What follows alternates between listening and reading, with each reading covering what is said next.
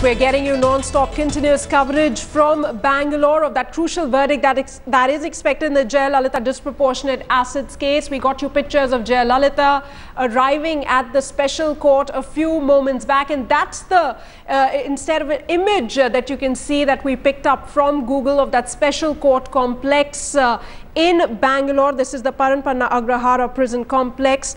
The special court being set up has turned into a fortress. There is a 5-layer security cover. 6,000 security personnel have been deployed in Bangalore for Jayalalitha's arrival and the verdict and the tensions that could escalate after. Top intelligence officials from Tamil Nadu are also camping in Bangalore. There are platoons of Karnataka State Reserve Police, the City Armed Reserve and the Rapid Action Force, besides hundreds and thousands of police personnel, including those in plain clothes. That's the kind of security apparatus that has been put in place for Jayalalitha's judgment day today. In a few minutes from now, we will know what happens to Jayalalithaa, whether she is convicted in the case or acquitted in this disproportionate assets case. The charge is that she has amassed assets worth 66.65 crore rupees over a span of 5 years during her tenure as the Chief Minister of Tamil Nadu. We are getting you continuous ground reports, in fact, from Chennai as well as Bangalore also. All right, in fact, let me go across to Editor South, T.S. Sudhir. He's stationed at the special court in Bangalore, the Paranpanna Agrahara prison complex over there. Give us a sense, Sudhir, of, the body language. If you could catch a glimpse of Jayalalithaa while she was, her cavalcade was entering the prison complex.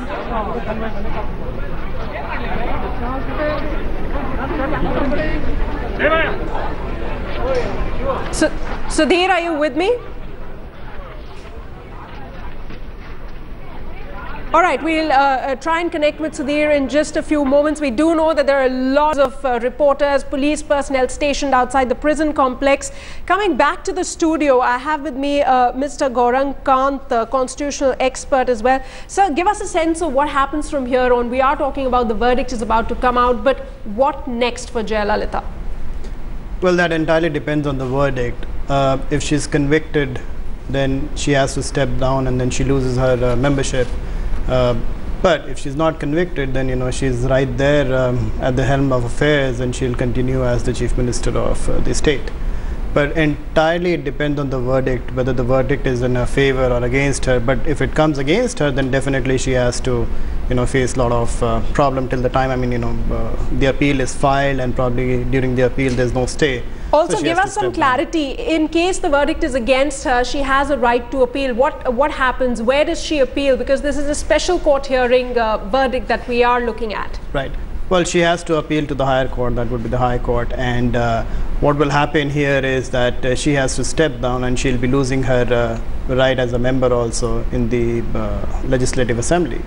And, till the time the appeal is heard and the final verdict comes in, it will be difficult for her to do any political work. She will not be able to contest the election also because she'll be convicted.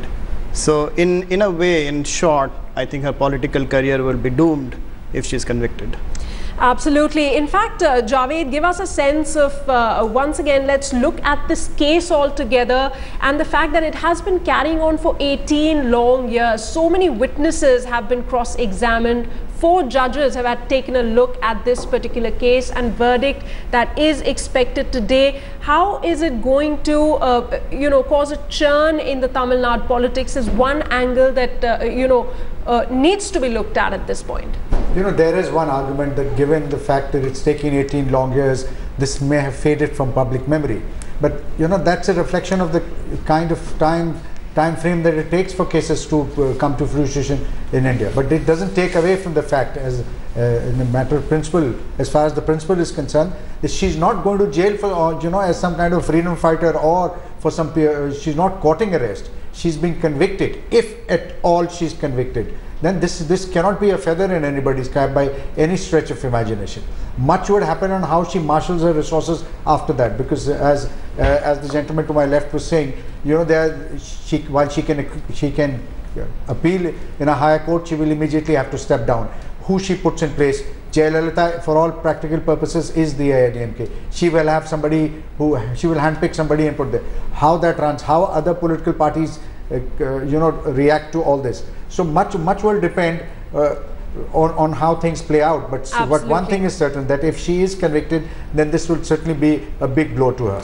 Absolutely. Well, the verdict will be out in just a couple of minutes and we don't know what the verdict will be. No point in speculating as well. We will be tracking the developments from the court, but Sumansi, Raman, if I can now come to you, give us a sense of your understanding about this particular case and the stature of Jayalalithaa really. And we are talking about that there's a lot of anxiety across the AIADMK cadres and how the DMK, other opposition parties, are looking at this verdict as an opportunity really to, to come above, to rise really in the politics of Tamil Nadu. Given the stature of Jayalalithaa, give us the significance of this verdict. No, obviously, as Javed said, a guilty verdict would obviously be a political setback. I don't think there are any two opinions on that. But you have to look at it in the context of the party that, like the AIADMK. The AIADMK, for all practical purposes, is Ms. Jayalalithaa today. The votes that come exclusively for her and for nobody else. And that is the current reality in Tamil Nadu. So you have to understand that that there is no question of any kind of dissidence within the party or anybody trying to come up as a kind of a counter. So it's very clear that even if there is an adverse verdict, there would be a handpicked successor, and this is not new. This has happened in 2001 when Mr. O. Pannirselvam was made the Chief Minister of the state when Ms. Jayalalithaa had to step down following an adverse court verdict. And that arrangement didn't really have any major problems. So obviously, if there is an adverse verdict, what would happen is there would have to be a handpicked successor, but clearly she would call the shots. And I think you have to look at it in the context. The AIADMK has never ever won 37 seats in a parliamentary election in its history, not even in the days of MGR. So you have to understand that her popularity is at an all-time high.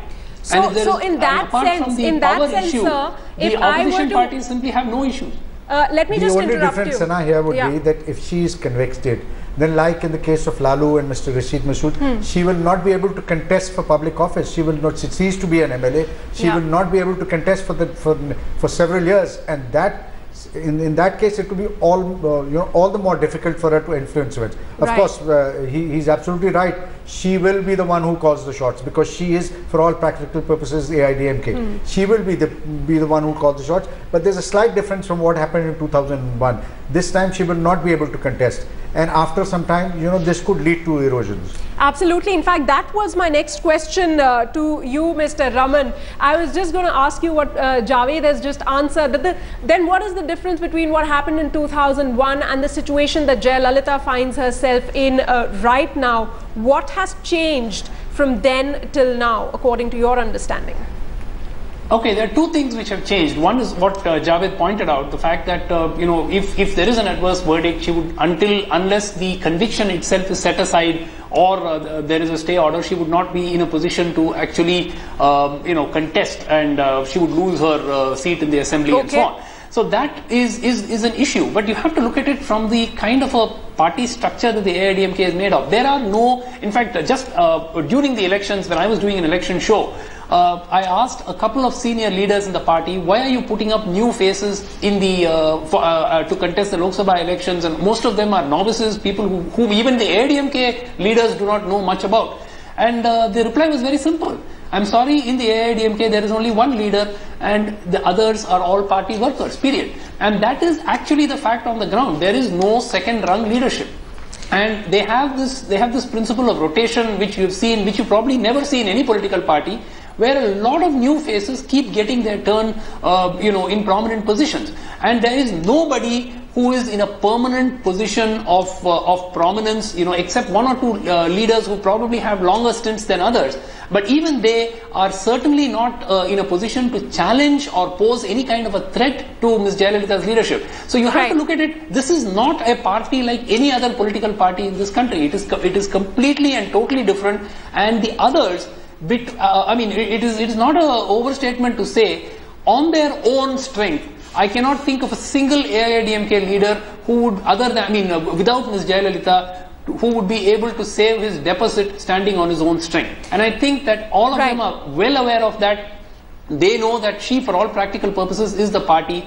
And there's no question, even if hypothetically there was an adverse verdict and she was disqualified from holding public office for a few years, I do not see an iota of a challenge coming in from the AIADMK, because as far as the public is concerned, I think this is where we need to look at it in a more objective way. As far as the public is concerned, the public votes for Jayalalithaa, right? And they have been voting for her in huge numbers. And I think that as long as that does not change, then though legally her position may have weakened, politically though there may be a setback, I don't think that it's really going to hold, so you're saying it's going to One be last point, temporary. the next election is still 2 years away, so you have to understand that there's still plenty of time. The elections are due only in May of 2016, so almost a little less than 2 years to go for the next election. So that is another point in her favor. Okay, so she has time, and of course we are talking about Jayalalithaa, and you mentioned, we all agree that she is the AIADMK. There is no second person as far as the AIADMK is concerned apart from Jayalalithaa. But Javed, from your understanding of the politics in Tamil Nadu, I'm going back again and again to the same question, talking about the significance of this verdict, because you see the kind of security arrangements that are in place. One just gets a sense of, intimidated by looking at those visuals of so many security personnel and the kind of police presence, especially in the bordering areas of Karnataka and Tamil Nadu, where one can expect some tension in case of an adverse verdict. Look, obviously the authorities don't want to take any chances. We've known in the past people have reacted in a very emotive fashion, and things could go out of hand from there. So obviously the authorities are pulling out all the stops to ensure that that things do not go out of hand. As far as the verdict is concerned, we can't second guess that, but there are just there's only two options now. Either she's acquitted or she's convicted. If she's acquitted, it'd be a huge shot in the arm. As it is, she is without doubt the most popular leader in Tamil Nadu. She won 37 of the 40 seats from the state in the Lok Sabha. She won the assembly elections. So there is no challenger at the moment. The DMK is on the back foot. They are still smarting under the reverses that they've suffered. However, if she's convicted, she will have to step down. She will not be able to contest for next several years. She will have a hand-picked person, and this could breathe fresh life into the political fortunes of the DMK and other political opponents. It could also lead to the smaller parties looking for some kind of realignment. As it is, there's talk of some feelers being sent to Mr. Karnanidhi. Absolutely. Sanket Upadhyay joining me live from the newsroom right now. Sanket, over 300 witnesses examined later, 18 years after. Today is the judgment day of Jayalalithaa. So all eyes on that crucial verdict. In about 20 minutes from now, we will know. Absolutely, Sana. In fact, at around 10:45, between 10:45 a.m. and 11 a.m. is when we are expecting that this makeshift court inside the Parappan Agrahara prison compound in Bangalore is where this verdict is going to be announced. Now, as Javed mentioned very categorically, and that is the position of Headlines today as well, we'll not second guess what the court is going to pronounce. But yes, it will have huge implications either this way or that way. Like Javed said, there are only two possibilities as far as the court is concerned. Number one, she's acquitted. Number two, she's convicted. In both these cases, you will see a massive political repercussion of whatever actually happens. Now, we won't actually get into what exactly will happen, but a very emotive response is expected in Hosur, where there is, a sea of support for Jayalalithaa. And, just a bit of understanding into what Jayalalithaa, or what might be going in Jayalalitha's mind at this moment.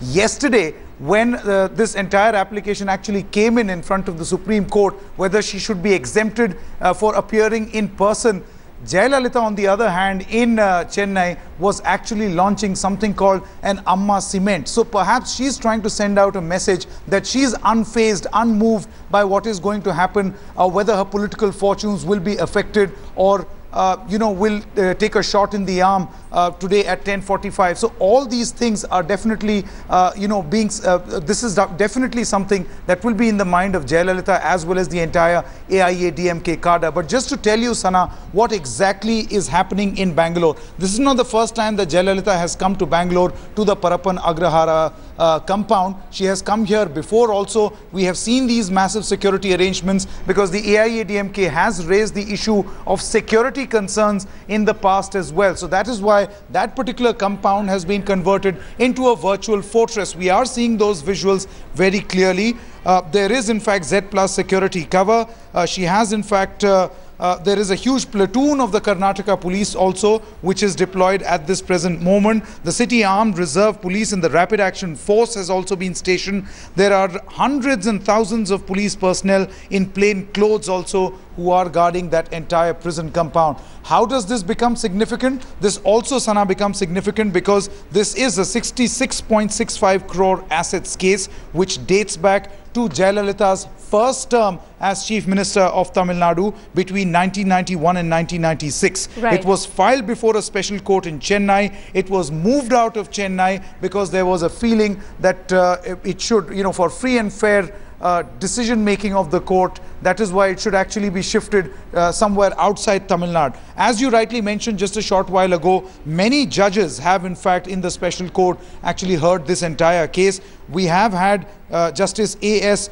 Pachapure, A.T. Munoli, B.M. Mallikarjunaiah, M.S. Balakrishna and John Michael Dicuna, Justice John Michael Dicuna, who have in fact heard this case. So it's a long case, 18-year long case, which has huge political ramifications, and we are expecting that verdict any minute now. Absolutely, Sanket. All eyes on that crucial verdict for the moment. Jayalalithaa, along with Sasikala, Sudhakaran and Illaravasi, arrived at the special court in Parappanna Agrahara prison complex. Massive security arrangements have been put in place. You can see for yourself the kind of barricading and the kind of police presence all around. There's special police as well, armed reserve and the rapid action force all present, and police also there in plain clothes as well.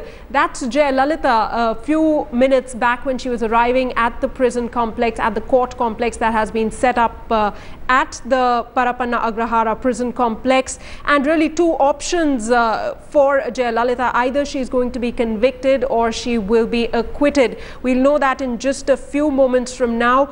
But whatever the decision, as we've been pointing out, AIADMK's future in the next assembly polls will be impacted. Also, other political parties, the way they function, the alliances, the alignment in the state of Tamil Nadu will also be impacted.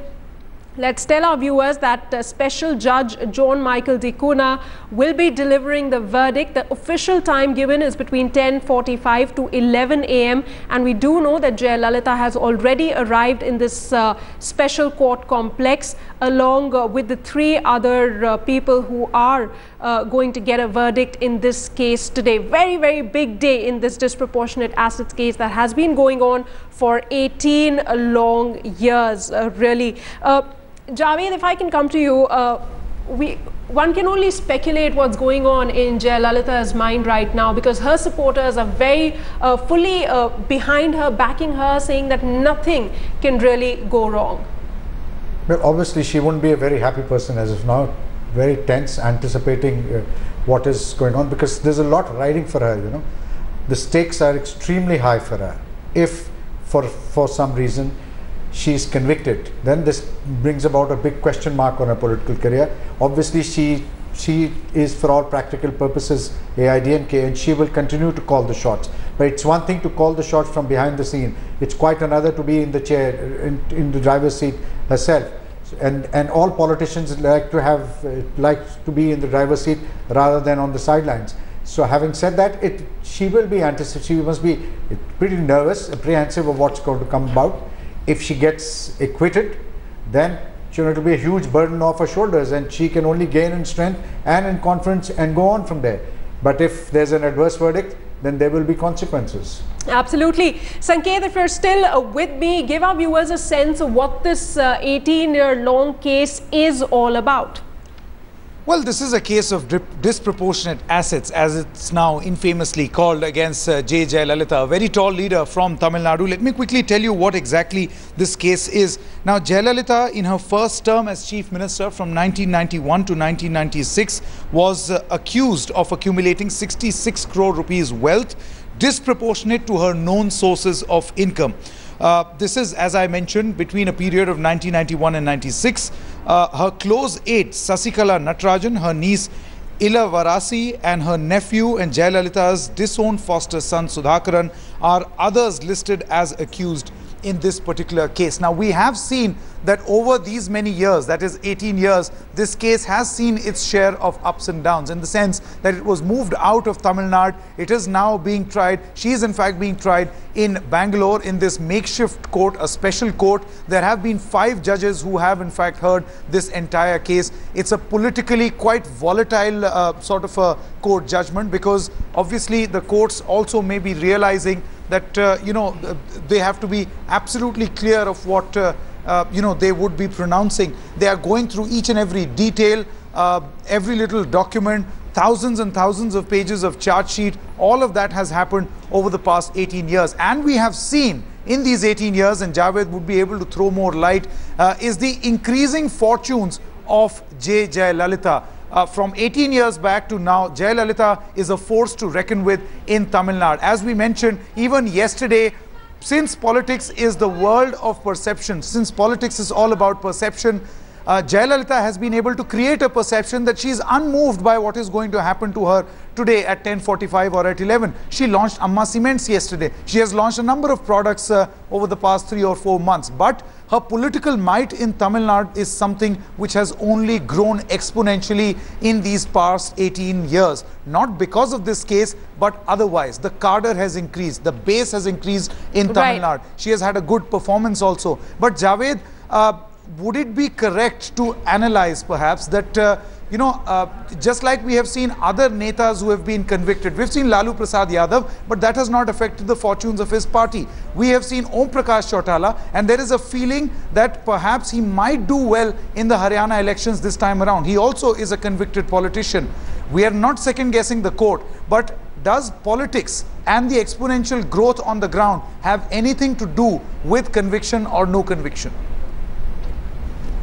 Well, unfortunately, no. Like the 2 examples that you gave, in Lalu's case, he's managed to stitch together an alliance with Nitish, and there are signs of a comeback. In Chautala's case, he's riding on the anti-incumbency generated by 10 years of Congress rule, and he hopes to be the beneficiary.